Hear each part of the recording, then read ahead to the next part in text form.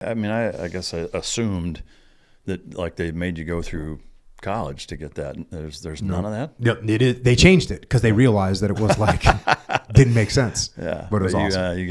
You slipped through the cracks. Yeah, I slipped through the cracks, and it stopped. They stopped doing it that way maybe like the following year. Yeah. Wow. So yeah, that's super lucky. I'm surprised they didn't pull you out and be like, you're gonna have to actually go through college. They did. Oh, really? So I went to Team 2. Freaking awesome time at Team 2. You know, this is where I did a platoon with Drago at Team 2. Yeah. Had just kick-ass bunch of guys. When I first got there, I went to Germany. So I deployed to Germany and worked in ops there. I worked for the commanding officer there. Was his master chief was the chief in my second platoon. Oh, wow. So when I show up, it's like, oh, we're good. Matter of fact, there's a funny story. So the master chief, the commanding officer was requesting ops support. Yeah. He's like, hey, we need someone over here. We need one of the teams to send us a guy. Send us a JO that can handle a bunch of list stuff.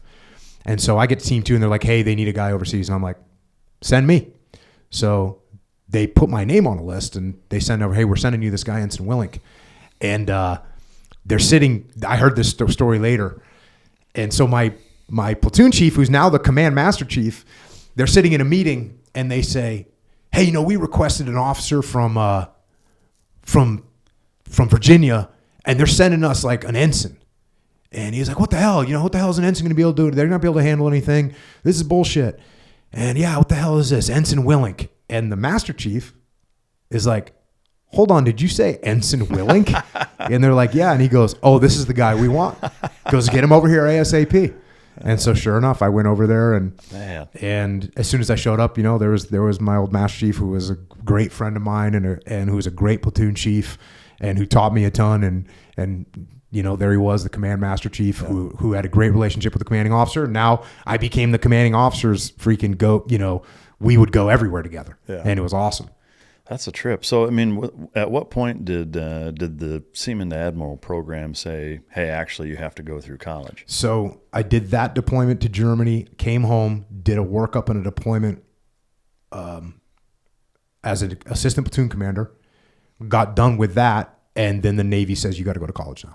That seems crazy. It is crazy. They changed it. At that point, it's like you've already done Oh, and I tried to get out of it. You know, I said, like, I'll go, you know, when I'm 50 or whatever. You know, I don't need to go now. And I tried to get out of it, but they were like, no, you're going. So did you have to, like, hit the career pause button and go through college full time? So, in a way, yes. But luckily for me, you know, I had already been through BUDS. I'd already been through SCT. So I went to college.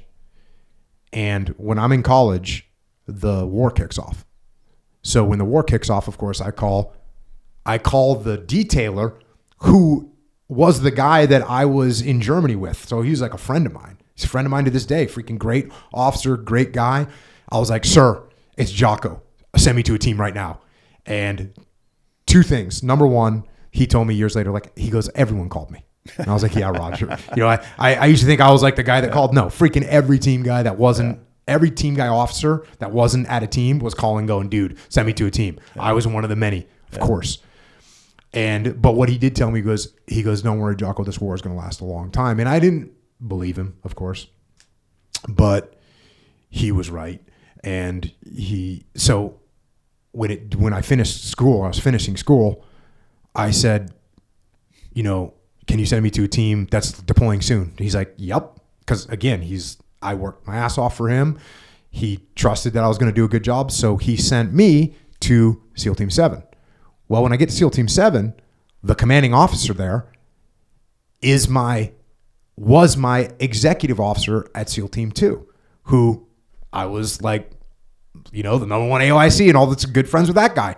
And so when I show up at SEAL Team 7, deployment's going on in like a few months, like 4 months from deployment. And I'm not in a platoon, of course, because I'm going to do ops or whatever. Well, one of the platoons had issues with their officer. And so the commanding officer fired that platoon commander, put me in charge of the platoon, and we went to Iraq. Wow. Man, what a crazy journey. Where did you go to school and how long did it take? University of San Diego, and I went for 3 years. Wow. So I went from 2000 to 2003. Was that a huge adjustment? going from a platoon or being an active duty SEAL to sitting in a college classroom? Yeah, it is. I train jiu-jitsu between 2 and 4 hours a day every day. I organized my class schedule around jiu-jitsu. So I would either do all morning classes and train in the afternoon, or I would do all afternoon classes and train in the morning. Yeah.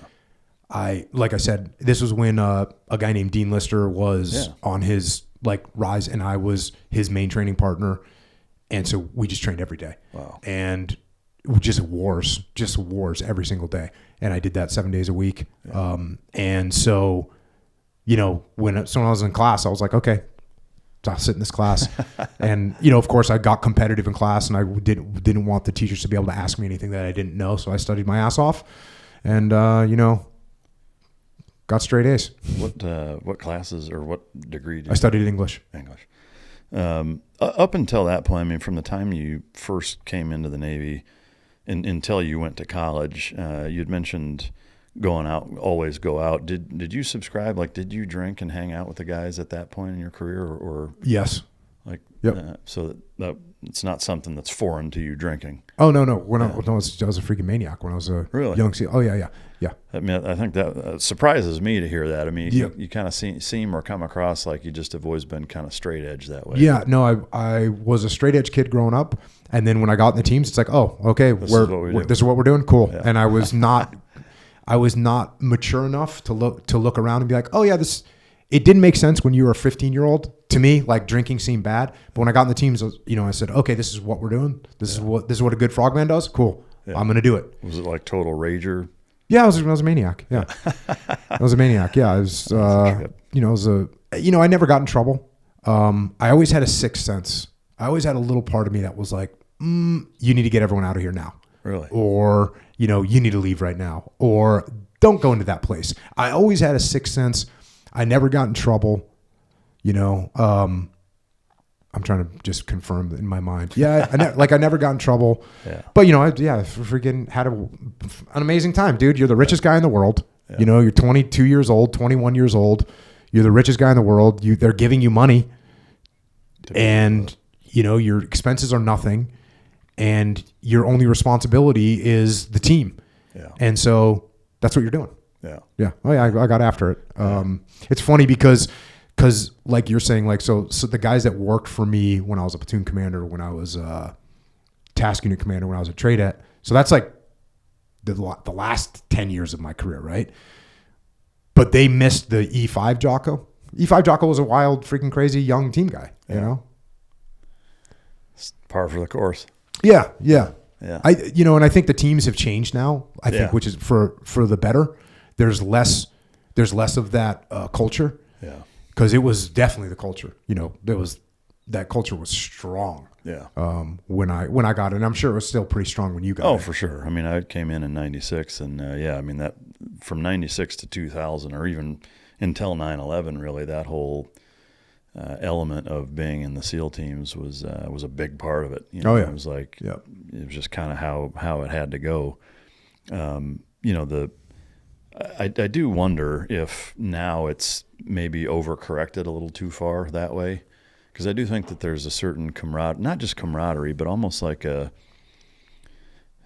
if you can't be in combat, being drunk and out in town and navigating, especially if you're on a trip, you're fucking Shaw's on Beale Street or whatever, and there's 9 bouncers and 30 locals, and I do think that there is a component. Maybe that's not the best proving ground, but I've gone further and further and further and further away from that whole thing, man. I'm over it now. Yeah. And I think the young guys, not just in the SEAL teams, but in the Marine Corps, I think they're more squared away now.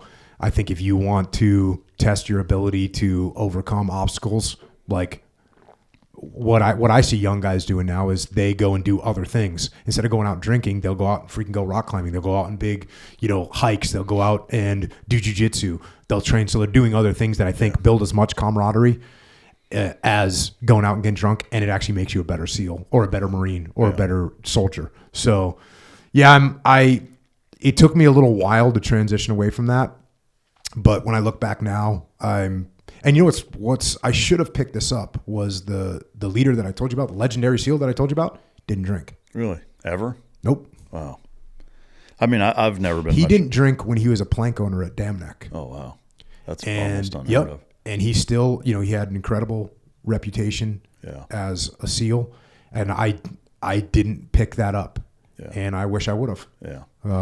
Would have saved me money. That's for damn sure. Yeah. I mean, I never really got into it. I mean, when I first turned 21 in a platoon, for a couple of months, I'd go out, fairly regularly with the guys, but that was really about it. I've never been much of a drinker, but I guess the one element of that environment, not even so much the alcohol, it's just the fact that you're out as a group. It's kind of an unknown. Now, granted, this is pre 9/11, where I think it maybe made more sense because there's not the proving ground for real.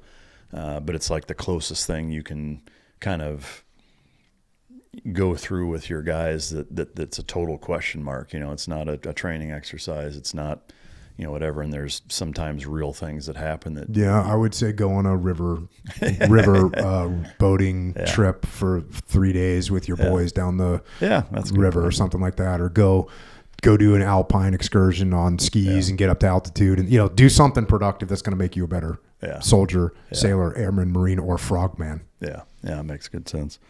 All right, so you go through college, full 3 years of that. Sounds like the learning curve jiu-jitsu was probably the steepest. Oh, definitely. Yeah, it was freaking epic. Yeah, and belt-wise, where were you at then versus? I don't even know. So Dean was a brown belt when he won ADCC the first time. Oh, wow. And so we were, I don't even know. We took off the gi, around 2001 or so. We stopped training the gi a bunch. And so we weren't really concerned about belts. I didn't get my black. Eventually I got my black belt. It was in 2005. So I was probably purple brown at that time. Yeah. In fact, I was a purple belt, and then I got my brown belt, and then eventually my black belt. Yeah. Do you subscribe to from a progression standpoint? I've heard Rogan kind of talk about, from white to purple is where it's by far the most, steep learning curve. But basically, once you get to purple, from purple to black, it's not that you don't learn, but it's kind of like your game is already fairly well established, and at that point it's just getting more experience and kind of refining things. Do you feel that same way? Yeah, but there's whole categories of your game that you can open up that if there's areas of your game right now where what belt are you right now? Purple. Yeah, so you're purple. There's areas of your game where you're a black belt. I'm sure you have some choke that you're a black belt in, or some arm lock, or some sweep that you're a black belt in, yours. And there's some areas of your game right now that you're a white belt in. Yeah. And so it's the same thing with me. There's areas in my game where it's oh, wait a second, I'm a white belt. Maybe because I'm a black belt, maybe I'm a blue belt in that part of the game. Yeah. But even that, there's some weird new thing or some weird new position that I'm a white belt in. Yeah. And there's also maybe I have a couple more areas that I'm a black belt in.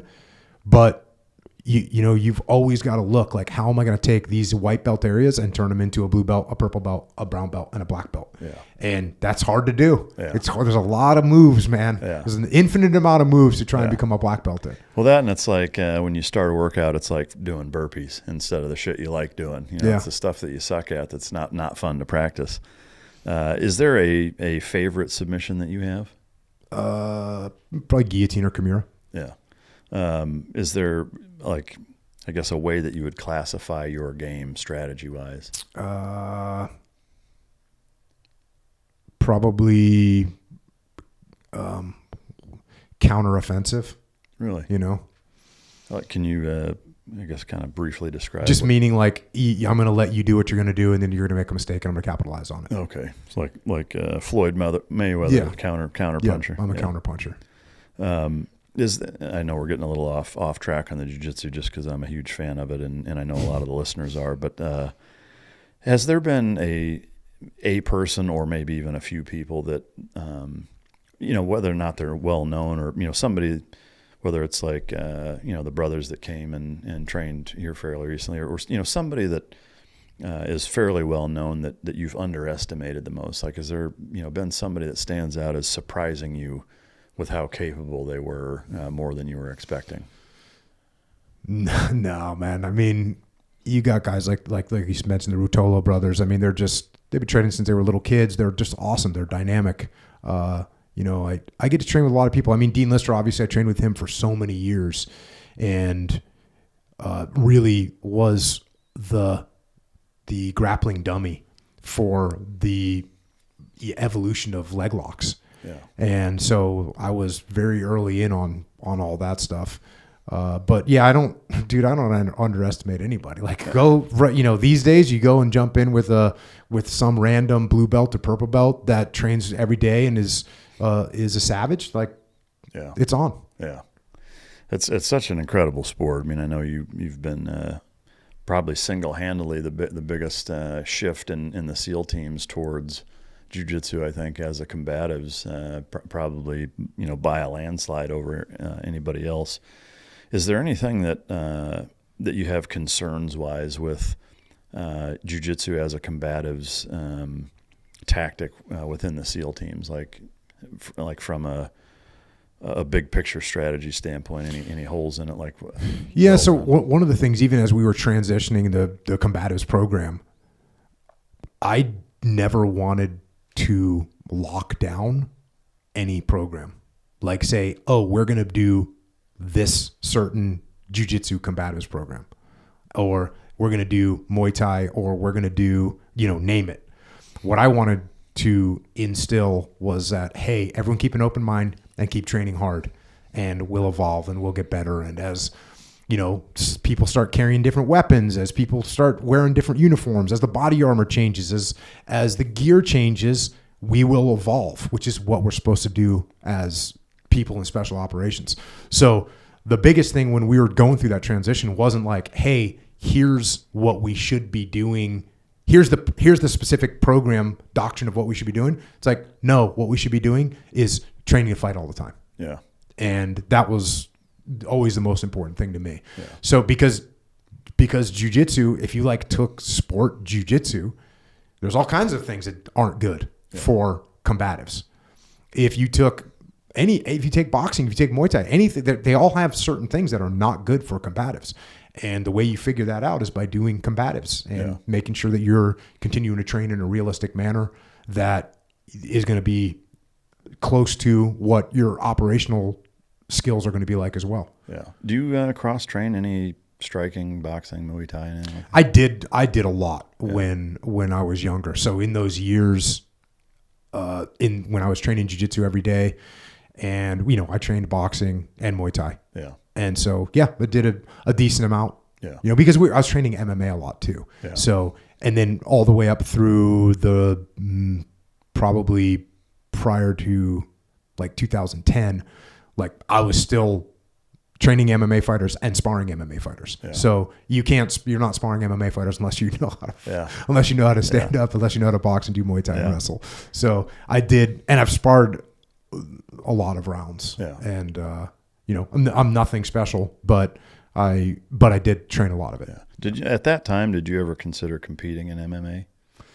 I was a little bit late. So by the time I could have, the war was over for me, and now I'm going to be, okay, now I'll look at fighting. By now I was 40 years old, and the rest of the world was catching up. Yeah. There was a time where, not too many people knew jiu-jitsu. Yeah. I could have done well in MMA because I was good at jiu-jitsu compared to people. But that time passed by. Yeah. And so I was a little old by the time the war was over. Because when the war started, that's really when I stopped competing a lot in jiu-jitsu because I wanted to go fight. I didn't want anything to do. I don't want to have any injuries. Yeah. I mean, I still trained hard, but I didn't compete after September 11th. I did a few more competitions after that, but I didn't compete much after September 11th. Yeah. Do you see any value in the Dwayne Dieter system stuff that we kind of adopted prior to the 2000 or mid 2000s, I guess? There was a couple drills that they would do with that stuff that I thought were a good drill. For instance, you go into a room and there's people in the room and you got to get control of the room. I think those kind of drills are good drills. The thing is we do that anyways. Yeah. But they would have a little bit more, they would have role players and stuff. So I thought that was good. But that was probably about the extent of it. Yeah. I mean, looking back on it, because that was really the first intro to combatives within the SEAL community that I came across. It seems, frankly, kind of embarrassing, almost laughable. Like when I look at what they taught and what we did, like there's a couple things that you could take from it, but by and large, it's like, man, what a fucking waste of time.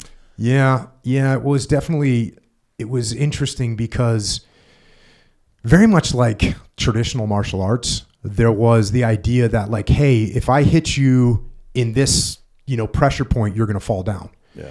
And so when you get told, okay, when you hit someone with this pressure point, they're going to fall down. And then when I hit you in that pressure point, you're a role player, so you fall down. And it creates a false sense of security for me. And so a lot of the movements with that stuff was like, oh, when you do this thing, the person's going to fall down or the person's going to be incapacitated. And what we found out very quickly when the war started was it wasn't true. Yeah. For instance, a muzzle strike, right, which was one of the primary things being taught was like, oh, if you strike someone in the face with the muzzle of your weapon, they're done, right? And if you've never been in a fight before, or if you imagine like, okay, if I stood here and said, hey, I'm going to take the muzzle of my weapon and I'm going to smash you in the face with it, and I tell you like that's going to put you down. If you've never done it before, you might be like, well, that actually makes sense. Yeah, I get it. Then you start doing it to people. Yeah. And unfortunately, one of the big drawbacks to it was it did a lot of acute damage. So, a guy would go into a room, there'd be an unarmed individual in there. And in order to get control of that individual, they do a muzzle strike to the face. Well, just like boxing, how often does a boxer get knocked out? Not very often. Not very often. So how often does a muzzle strike knock someone out? Not very often. Not very often. But what do they get? They get a massive laceration on their face. So and they're still not knocked out, which means you still don't have control over them. So now what do? You hit them again. So now they got 2 big lacerations on their face. So it didn't work. And as soon as we realized that, it was like, okay, we need to find something that is more effective. Well, luckily, there was not just me in the teams. There were other guys in the teams that East Coast and West Coast that had done significant amount of training, not just in jiu-jitsu, but in Muay Thai, in boxing, and in wrestling, to say, hey, if you want to get control of somebody that's unarmed, here are some really good ways to do it. And so it was a pretty smooth transition once we realized that you need to test things in a more realistic environment. Yeah, that makes sense.